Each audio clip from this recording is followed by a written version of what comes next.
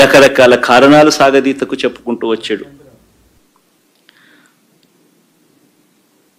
పరిమితికి మించి వైఎస్ఆర్ కాంగ్రెస్ పార్టీ అప్పులు చేసిందని, రాష్ట్రాన్ని శ్రీలంక చేశామని, ఇలా రకరకాల సందర్భాలలో ప్రజలను మభ్యపెట్టే కార్యక్రమం చంద్రబాబు నాయుడు గారు, ఆయన కూటమి, ఆయనకు తోడు ఆయన ఎల్లో మీడియా, వీళ్ళంతా కూడా రకరకాల ప్రచారాలు పెడుతూ వచ్చారు. ఇవాళ సాక్షాత్తు చంద్రబాబు నాయుడు గారు తాను ప్రవేశపెట్టిన బడ్జెట్ పత్రాలే చంద్రబాబు నాయుడు గారి డ్రామా ఆర్టిస్టు అని చెప్పి చెబుతూ అవే సాక్ష్యాలుగా నిలబడ్డాయి.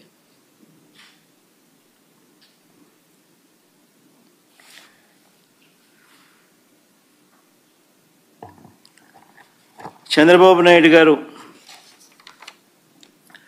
తాను చెప్పిన అబద్ధాలు ఎలా ఉంటాయి అని అంటే, ఆర్గనైజ్డ్ క్రైమ్ అనేది చంద్రబాబు నాయుడు ఎలా చేస్తాడు అన్నది నిజంగా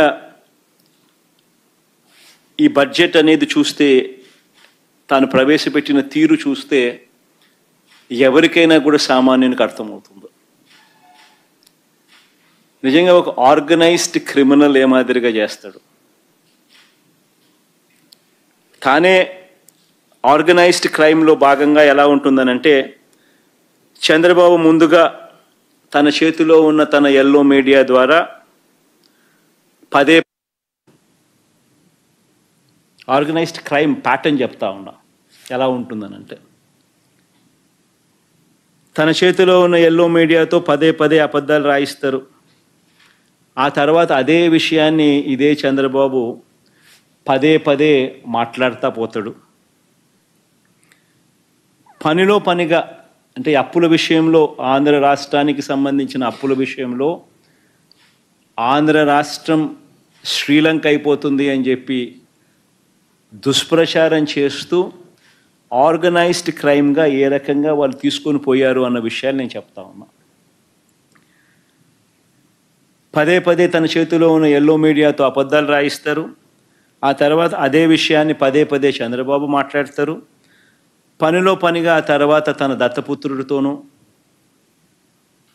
తనకు సంబంధించిన ఇతర పార్టీలో ఉన్న తన వ్యక్తులతోనూ ఇవే విషయాలు మళ్ళీ పదే పదే మాట్లాడిస్తారు, ట్వీట్లు పెడతారు.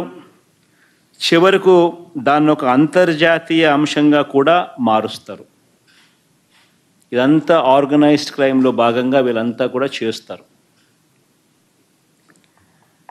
ఎందుకు ఈ విషయాలన్నీ కూడా చెప్తా ఉన్నాను అని అంటే, ఈ ఆర్గనైజ్డ్ క్రైమ్ అన్నది ఏ విధంగా జరిగింది అని చెప్పి మీ అందరికీ కూడా ఎక్స్ప్లెయిన్ చేయబోతా ఉన్నా. సాక్ష్య ఆధారాలతో సహా చూపిస్తా. మామూలుగా అయితే మీ అందరికీ తెలిసిన విషయమే, నాకు తెలిసిన విషయమే, అందరికీ తెలిసిన విషయమే, కామన్ సెన్స్ ఉన్న వాళ్ళు అందరికీ కూడా తెలిసిన విషయమే. ఏ రాష్ట్రమైనా కూడా, ఏ ప్రభుత్వాన్ని తీసుకున్నా కూడా ఆ ప్రభుత్వం అప్పులు చేయడము, అప్పులు తీసుకోవడం అన్నది బడ్జెట్లో భాగమే. ఇవన్నీ సర్వసాధారణంగా జరిగే విషయాలే. ప్రతి ప్రభుత్వానికి, ప్రతి రాష్ట్రానికి ఎఫ్ఆర్బిఎం లిమిట్స్ ఉంటాయి. కేంద్ర ప్రభుత్వం చెప్తుంది జిఎస్డిపిలో ఇంత పర్సెంటేజు మీరు బారో చేసుకోవచ్చు అని. ఆ బారో చేసుకునే సొమ్ము ఆర్బీఐ ద్వారా, ఎస్డిఎల్స్ రూపేణ, స్టేట్ డెవలప్మెంట్ లోన్స్ రూపేణ ఆర్బీఐ ద్వారా ఆ అప్పులు కూడా ఆర్గనైజ్ చేస్తారు. ఏ ప్రభుత్వమైనా కూడా ఇంత పర్సెంటేజ్ ఆర్బీఐ ఏదైతే చెప్తుందో, జిఎస్డిపిలో ఇంత పర్సెంటేజ్ అని ఏదైతే చెప్తుందో, 3%, 3.5% ఆఫ్ ది జిఎస్డిపి అని ఏదైతే చెప్తారో అంతే పర్సెంటేజ్లో ఎవరైనా తీసుకోగలుగుతారు. బియాండ్ దట్ పర్సెంటేజ్ ఎవరు తీసుకునేదానికి స్వేచ్ఛ ఉండదు అన్న సంగతి అందరికీ తెలిసి ఉన్న సంగతే. కానీ ఇదే పెద్ద మనిషి చంద్రబాబు నాయుడు గారు ఏ రకంగా ప్రచారాలు చేశారో, చంద్రబాబు నాయుడు గారి కూటమి ఏ రకంగా ప్రచారం చేశారో, చంద్రబాబు గారి ముఠా ఏ మాదిరిగా ప్రచారం చేశారో మీ అందరికీ తెలుసు. ఏ బ్యాంక్ అయినా కూడా రుణాలు ఎవరికైనా కూడా, రాష్ట్ర ప్రభుత్వానికైనా ఇవ్వాలన్నా ఇది ఒక ప్రొసీజర్. ఒకవేళ కార్పొరేషన్లు ఏదైనా లోన్లు తెచ్చుకోవాలన్నా కూడా ఆ కార్పొరేషన్ను కూడా ఇష్టం వచ్చినట్టుగా లోన్లు తీసుకునే పరిస్థితి కూడా ఉండదు. ఏ బ్యాంక్ అయినా కూడా చంద్రబాబు ముఖమో జగన్ ముఖమో చూసి ఇవ్వరు.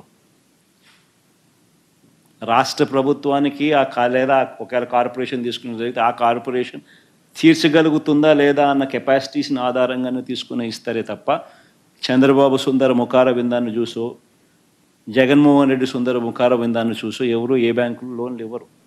రాష్ట్ర ప్రభుత్వానికి కానీ రాష్ట్ర ప్రభుత్వాలకు సంబంధించిన కార్పొరేషన్లకు కానీ ఏదైనా లోన్లు ఇచ్చేటప్పుడు ఇవన్నీ కూడా వాస్తవాలు అయినప్పటికీ కూడా ఏ రకంగా తప్పుడు ప్రచారాలు చేస్తూ ఏ రకంగా ఒక పద్ధతి ప్రకారం ఒక ఆర్గనైజ్డ్గా ఏ రకంగా పద్ధతి ప్రకారం వీళ్ళు తీసుకొని పోయారు అబద్ధాలు చెప్తూ అన్నది ఒకసారి నేను చెప్తా. 5/4/2022 ఫస్ట్ పోదాం. అంటే 2022 సంవత్సరం నుంచి స్టార్ట్ చేస్తారనమాట ముమ్మరంగా ఈ ప్రచారాన్ని. అంటే వీళ్ళ ప్రచారానికి ముఖ్య ఉద్దేశం ఏంటి అని అంటే జగన్కి ఎవరు లోన్లు ఇవ్వకూడదు, జగన్ ప్రభుత్వానికి కేంద్రం కూడా సహాయం చేయకూడదు, జగన్ ప్రభుత్వం ఫెయిల్ కావాలి, జగన్ ప్రభుత్వం ఫెయిల్ అవుతే తద్వారా రాజకీయంగా వాళ్ళు లబ్ధి పొందాలి. ఇది వాళ్ళకు ఉద్దేశం, బ్యాక్గ్రౌండ్ ఉద్దేశం. ఈ స్కెచ్ని ఏ రకంగా ఇంప్లిమెంట్ చేస్తారు ఆర్గనైజ్డ్ క్రైమ్లో భాగంగా అంటే ఒక్కసారి